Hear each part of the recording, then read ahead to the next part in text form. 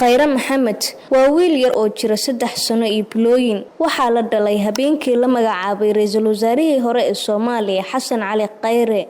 waxaana loogu magac daray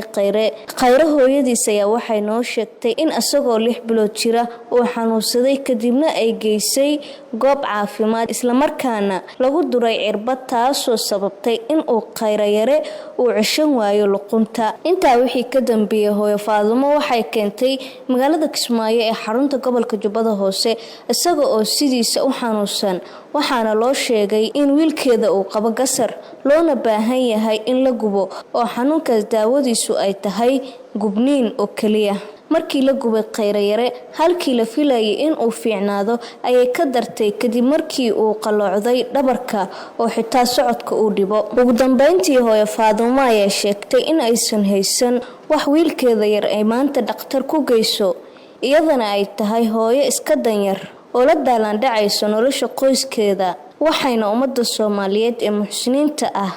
ka codsatay in ay ka caawiyaan sidii dhakhtar loo geyn lahaa wiilkeeda yar. waxaan ka soo guuray xabada aqban ka soo guuray cunug umushiisa meeshan soo degay 2009 baan soo degay meeshan uu caafimaad qabay ma sha Allah ahaa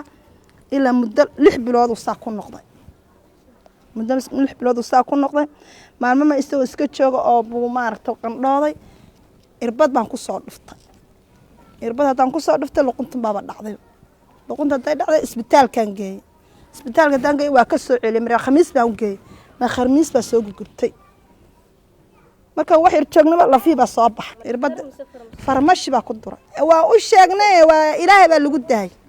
waa u sheegnay inuu meeshan aan halka wuxuu xagashu ka duray markan xagashu ku diray hadda xagashi dhinacaas waa dhinacu ka dhutinayo oo dhibka weyn u badan u ka jira waa marka lafii baa soo baxay luquntii baa dhacday xabag luqunta ku haysta cuntada markuu cunayo lawgu ku cuna lawga iyo luquntu saa gacanta bidixdu marka saa u leeyahay waa qof warar yaa wax siin kar maamada waxay tiri waxa la waan kasar yafajiya ma aqaan waxay u tiri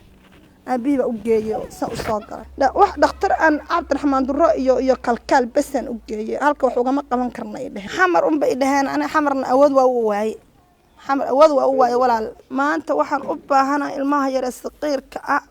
ee masaakiinka ah waxba u awoodin oo aabihina xamaali miskiin yahay